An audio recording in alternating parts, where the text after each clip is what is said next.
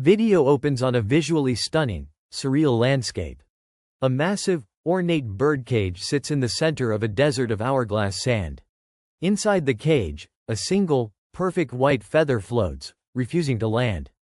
The sky is a swirling canvas of twilight colors, reminiscent of Magritte. The camera slowly pushes in on the floating feather. Voiceover. There is a ghost that haunts the halls of human potential. It is the shadow of the person you could be, standing just behind the person you are. You feel its presence when you stare at a blank page, when you hesitate before the great leap, when you see another succeed where you have not yet even tried. This feeling, this gap between the soaring spirit and the grounded body, has a name. We shall call it the Icarus paradox. It is the curse of knowing you have wings, but finding yourself confined to a cage of your own making, a cage of fear, of doubt, of perfectionism. But what if I told you that your own mind provides a key to this cage, delivered to you each night? By the end of our session today, you will not only understand the profound message hidden within the common dream of flying, you will possess a guide to unlocking the very potential you feel is just out of reach. Stay with us. The flight is about to begin. *### Phase 2. The problem, the scene shifts. We are now inside a vast, cavernous library, like something from a Borges story. The shelves stretch up into an unseen darkness. The only light comes from a single desk where a lone figure, representing the viewer, sits, staring at a single, unwritten page. The book spines on the shelves around them are all blank. Voiceover. You know this room. Perhaps not in this form, but you know its suffocating silence. You have an idea, a brilliant, luminous idea. It feels like a star collapsing in your chest, a universe wanting to be born. You can see it, feel its shape, its weight, its color. In the private theater of your mind, it is already a masterpiece, a triumph, a revolution. And then, nothing. The hands do not move. The voice does not speak. The feet remain rooted to the floor. A strange gravity takes hold, a force more powerful than any inspiration. You tell yourself it is wisdom, this hesitation. The timing isn't right. I need to do more research. What will they think? But in the quiet moments, in the lonely hours before sleep, you know the truth. It is fear, dressed in the robes of prudence.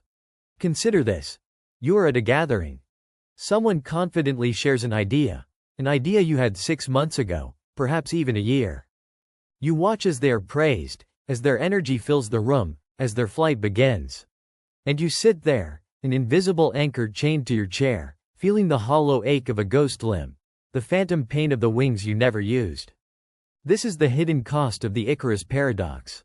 It is not the spectacular failure of a fall from the sky. It is a far quieter, more insidious tragedy. It is the death that occurs while you are still alive. The slow, silent atrophy of the soul, the grief for a life unlived, a self unrealized. Your potential does not simply vanish when ignored. It curdles. It turns into resentment, into cynicism, into a bitter haunting that whispers on the edge of your hearing. You could have been more. *### Phase 3. The solution, the library scene dissolves. We are now floating in a deep, cosmic space. Nebulae swirl like watercolor paints. Constellations form and break apart, creating mythic figures. The central image is a stylized human silhouette, glowing faintly, as if made of starlight. Voiceover. To diagnose this paralysis, we must turn away from the noise of the waking world and listen to the whispers of the psyche. We must turn to the dream. And no dream speaks more directly to the soul's relationship with power, freedom, and potential than the dream of flying. For millennia, we have looked upon this dream as mere wish fulfillment, a simple fantasy of escape. This is a profound misreading. The dream of flying is not a wish, it is a report. It is a diagnostic tool, a flight simulator for your soul, telling you everything you need to know about your readiness to ascend in your waking life. The secret is this. It is not that you fly in the dream that matters. It is how you fly. The quality of your flight is a perfect, unvarnished metaphor for the state of your inner world. To understand this, we must break the dream down into its 4 archetypal components, the 4 forces that govern your inner aerodynamics. First, there is the ascent. This is the moment of takeoff. Do you leap into the air effortlessly, as if gravity has simply forgotten you? Or do you struggle, running, flapping your arms frantically, fighting to gain even a few feet of air? The ascent is a symbol of your self-belief. It measures your capacity to initiate, to overcome inertia, to believe in your own right to rise. A difficult ascent is the psyche telling you that you are weighed down by doubt, that you have not yet given yourself permission to begin. Second, we have the altitude. Once airborne, how high do you fly? Do you skim just above the ground, terrified of falling, forever snagged by treetops and power lines? This is the flight of ambition crippled by fear, a life lived in the shadow of its own potential.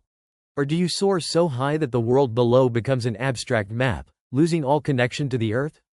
This is the flight of hubris, of intellectual detachment, of ideas so lofty they have no place to land.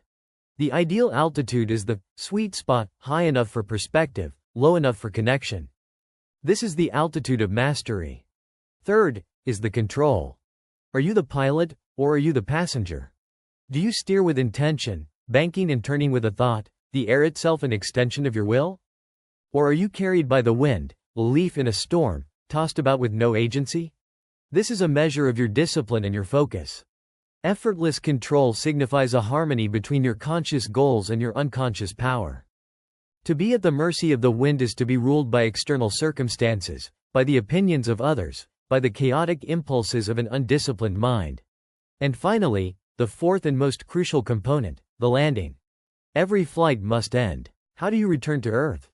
Is it a catastrophic crash, a sudden, terrifying loss of power that leaves you waking in a cold sweat?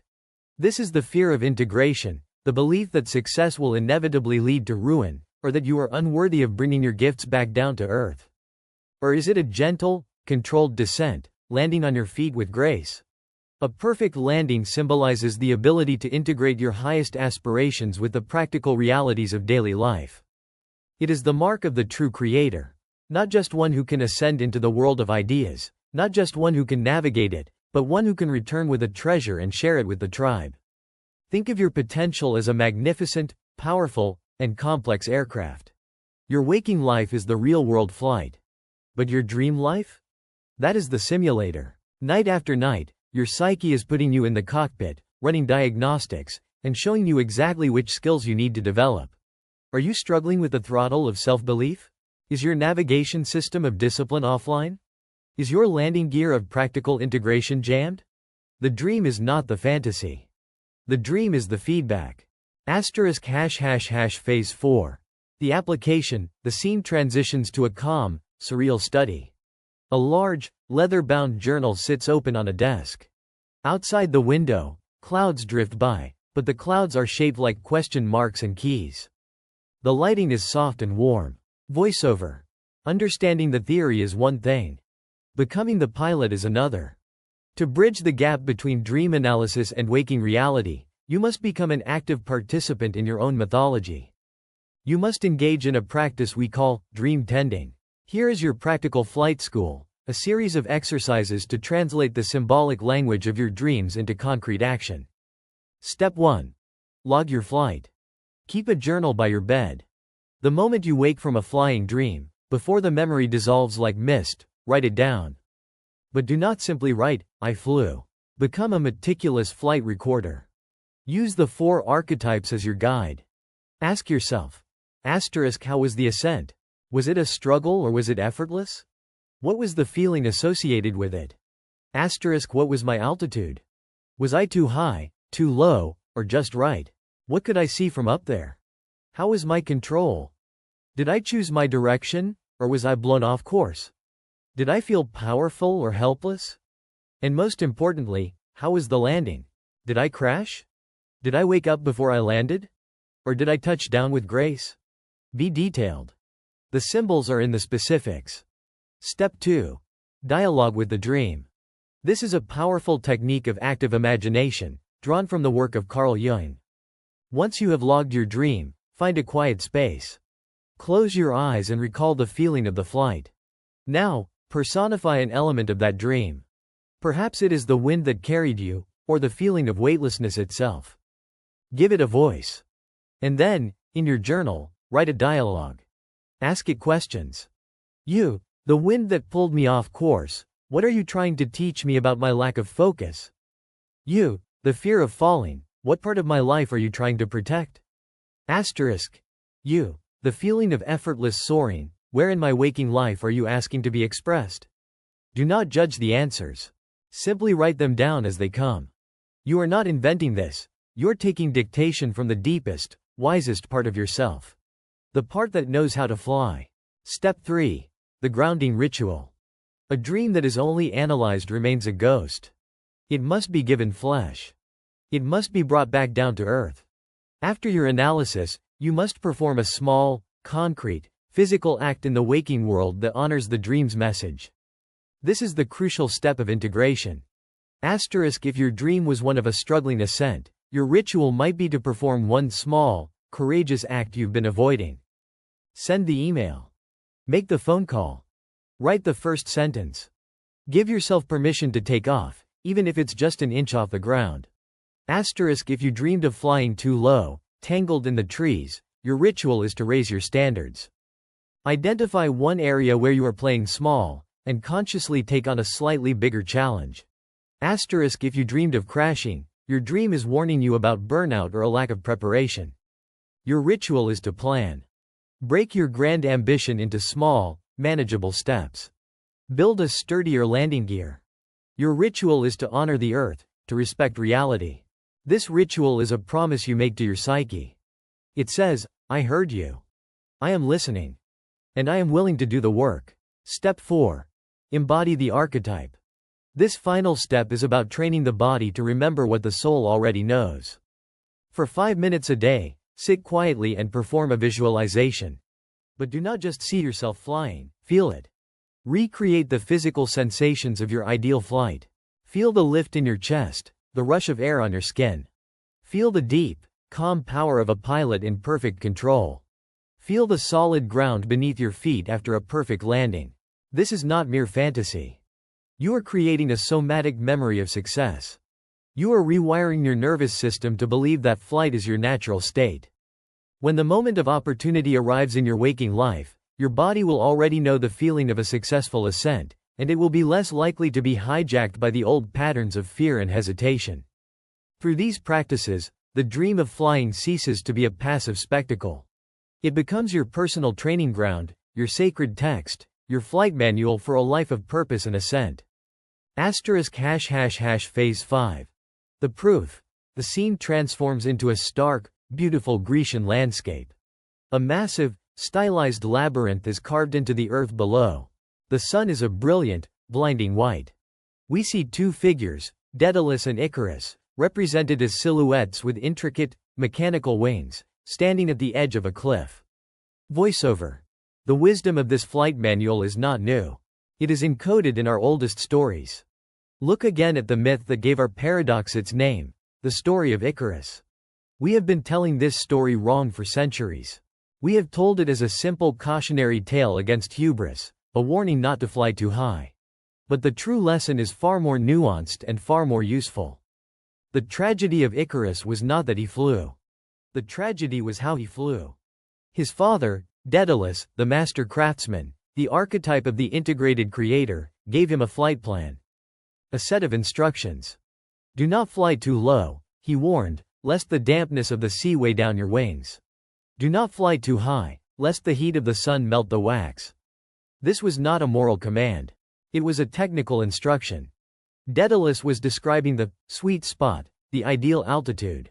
He was teaching his son the fundamental principle of mastery, the dynamic tension between heaven and earth, aspiration and reality. Icarus violated the archetypes. His altitude was one of hubris. His control was lost to ecstasy, an undisciplined surrender to the moment. And his landing was a catastrophic failure, an utter disintegration. He is the eternal symbol of raw potential untempered by wisdom and discipline. Daedalus, on the other hand, is the model of the successful flight. He maintained his altitude. He held his course. He landed safely, bringing his gift, the secret of flight, back to the world of men. The myth is not a warning against flying. It is a guide on how to fly in return. This ancient wisdom finds its echo in modern psychology. Consider the concept of flow state, as described by the psychologist Mihaly Csikszentmihalyi. Flow is that state of optimal experience where you are so immersed in an activity that nothing else seems to matter. Time distorts. Your sense of self dissolves. Your performance reaches its peak.